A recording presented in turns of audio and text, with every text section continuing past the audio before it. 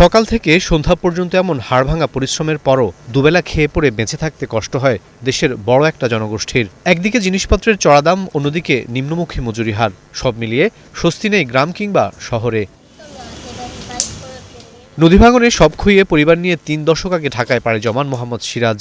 ভাঙাড়ির ব্যবসা তার আয়ের একমাত্র অবলম্বন, কিন্তু চড়া মূল্যস্ফীতির এই সময়ে হিমশিম খেতে হয় প্রয়োজনীয় খরচ জোগাতে। আক্ষেপ করে বলেন, বড় জনগোষ্ঠীকে ফ্যামিলি কার্ড দেয়া হলেও বাদ পড়েছেন তিনি। জিনিসপত্রের দাম বাড়তেছে, আমাদের ইনকাম বাড়তেছে না। ইনকাম বাড়লেছে না, একটা জিনিসপত্র দামি দিয়ে খাওয়ান যায়। এখন তো ওই যে ইনকাম সোর্স কম, একটু কষ্টে বিতে আছে আর কি। না শুনছি ফ্যামিলি কার্ড দিতেছে, ফ্যামিলি কার্ড পাইতেছে, কিন্তু আমাদের এখানে কেউ আসেনি। গেল ৬ মাসে মুরগি কেনার সামর্থ্য হয়নি ষাটোর্ধ্ব সবুরা বেগমের। তাই ৬ সদস্যের খাবারের ভরসা এসব কম দামি চামড়া। জানান, সংসারের ব্যয় মেটাতে প্রতিনিয়তই ধার কর্জ করতে হচ্ছে প্রতিবেশীদের কাছে। গরিব মানুষ, আমরা কিনে খাইতে পারি না, আমরা চামড়াই খাই। এখানকার কষ্ট আছে, এই যে দেখেন না ১২ বছরে একদিন একটা মুরগা খাই না, কিছু খাই না, এই যে মুরগা চামড়া লেছে টায়ার কারণে খাইতে পারি না। গরিব মানুষ যা জুটে আলা তাই খাই।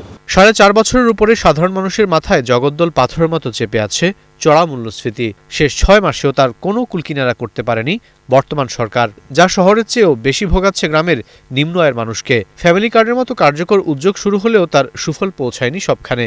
ফলে স্বস্তির বিচারে খুব একটা বদল আসেনি সিরাজ কিংবা সোবরা বেগমদের মতো কোটি মানুষের জীবনে। এসব কারণেই কিন্তু অ্যাটেনশনটা ডাইভার্টেড হয়ে যাচ্ছে, সর্বোচ্চ পর্যায়ের অ্যাটেনশনটা, এবং অর্থনৈতিক কর্মকাণ্ডে যে নিত্য নৈমিত্তিক যে ঘটনা, এগুলোকে অ্যাড্রেস করতে হবে, সেগুলোকে করা সম্ভব হয় না। তখন সরকারের কাছ থেকে তো মানুষের প্রত্যাশা অনেক ছিল, এখনও আছে। যে অর্থনীতির কথাই বলি, মূল্যস্ফীতি এটা তো বেড়েছে, কমেনি। সুফল যদি আসতে হয় তাহলে তো এই সমস্যাগুলোকে তো দূর করতে হবে, তাহলেই তো আপনার মূল্যস্ফীতির উপর একটা ভালো প্রভাব আসবে।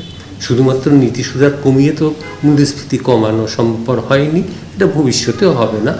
চলতি অর্থবছরে 7.5% মূল্যস্ফীতি নামানোর লক্ষ্য রয়েছে সরকারের, কিন্তু প্রয়োজনীয় কর্মসংস্থান তৈরি না হলে তা খুব একটা কাজে আসবে না সংকট সমাধানে।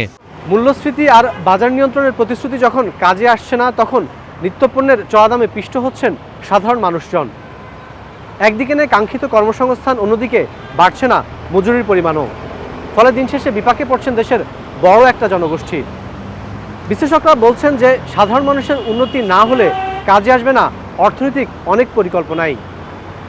রাকিব আল জাবেদ, ৭১, ঢাকা।